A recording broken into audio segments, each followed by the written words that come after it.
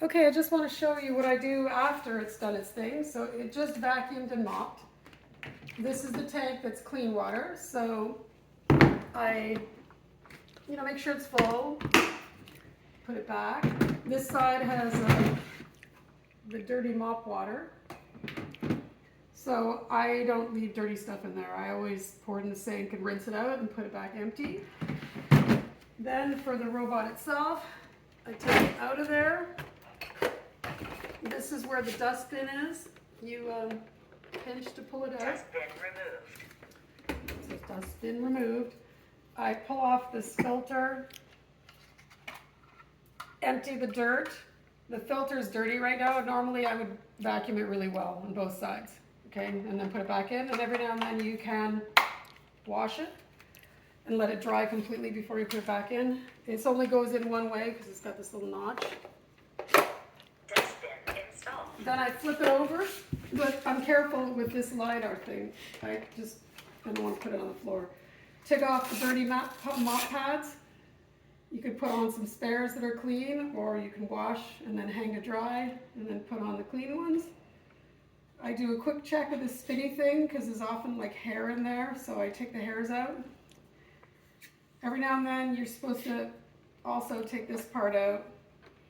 This comes out, this pops out. Sometimes there's a bunch of hair in there. So you clean that out. There's two sides, one fits one way. I do them one at a time. Pretty easy. There's some videos online that show how to do this. Okay, I'm gonna put it down. You can take a paper towel down here and sort of clean, because that's where the mop pads get cleaned. Then I'm going to tell it to dock. So you go over to the app, let's see, you go into your app, and then you go into your machine, hit enter. Here I'm going to tell it to dock. So that's where it'll charge. Returning to dock. So it'll take a minute to find it. So I'm going to show you, because this was, I found it hard to find instructions on how to make it just mop and where to make your adjustments. So if you want it to just mop, you go to this vac and mop and click here. You see how you have choices across the top? So for vacuum and mop, I can pick the suction power, the water amount, how many times, and the route. So I can click on mop. Oh, see, it's backing into the dock, or it's docking.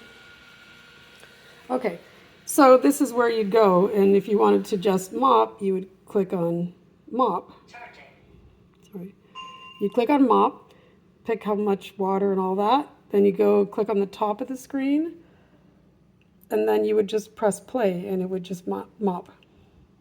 Okay, so that's how you change it from vacuum and mop, or just vacuum. Another place is very useful is this little menu button that's a circle with 3 dots. Click on there, and I found the dock settings are really good because that's what I have been adjusting for how often do I want it to wash the mop pads. So if it's in the middle of mopping my whole area, after, you can set it either 10 minutes, 15, 20, or 25. So I have it every 20 minutes, it'll go back to the dock. It'll kind of wash the pads, then it'll go continue mopping. Washing mode is maybe the intensity. Auto emptying, I turned it off. If you had it on, it would go back to the base, empty the dirt, and then go continue to vacuum. But I like to do it myself because I give it a really good vacuuming of the filter.